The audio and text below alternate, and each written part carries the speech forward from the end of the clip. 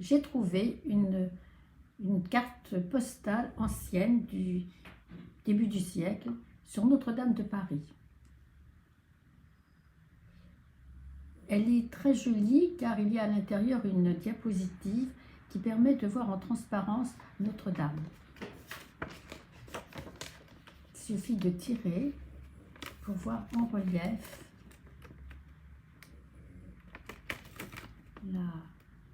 la cathédrale et la Seine. Et ce qui est intéressant, c'est l'historique. Sur 2 petites pages,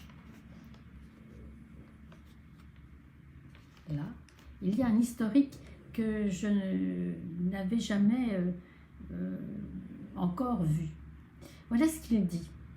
Notre-Dame, depuis 750 ans, élève sa masse énorme, majestueuse, ennoblissante, à la pointe sud-est de l'île de la Cité, où les eaux de la Seine, fendues comme par la proue d'un navire, se divisent momentanément en 2 bras et poursuivent leur cours vers l'Occident.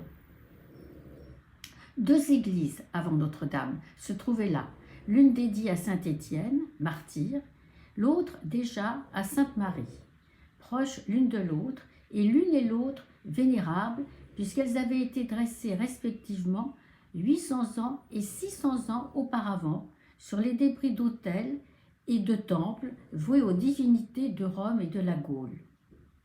En 1160, un grand prélat, Maurice de Sully, 62e successeur de Saint-Denis à la tête du diocèse de Paris, ayant remarqué que ces églises vétustes devenaient trop exiguës pour la population ainsi que pour la ville même, qui s'étendait toujours, résolut donc de remplacer les 2 sanctuaires par un seul, digne par son ampleur et sa splendeur d'une capitale en formation. Il jeta sur le remplacement les fondations de la nouvelle cathédrale, la Notre-Dame actuelle. La première pierre fut posée en 1163 sous Louis VII par le pape Alexandre III. Philippe Auguste vit monter le chœur, la grande nef et s'amorcer la façade. Son fils Louis VIII présida à la suite de ces travaux. Son petit-fils Louis IX, Saint-Louis, put voir Notre-Dame achevée. On avait mis 1 siècle à la bâtir. On travailla 100 ans encore à la parfaire, à l'embellir de sculptures et de vitraux, la renforçant d'arcs boutants, éléments de solidité que leur constructeur transformait en éléments de beauté.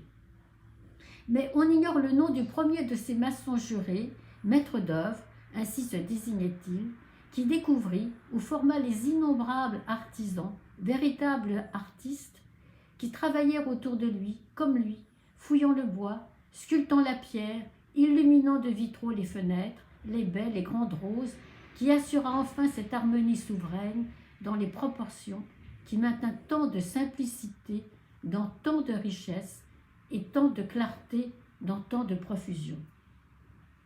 Partiellement dégradée, au passage du XVIIe au XVIIIe siècle, par les tenants du style classique, partiellement mutilée par les fanatiques de la Révolution en 1793, elle a été rétablie dans son état primitif au milieu du XIXe siècle par Viollet-le-Duc.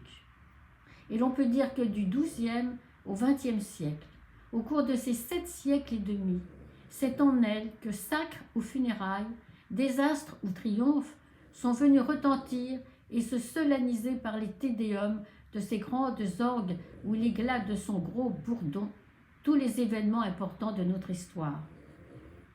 Et voilà, en une demi-heure, en avril 2019, Notre-Dame a brûlé. Et on voudrait la reconstruire en 4 ans. Et oui.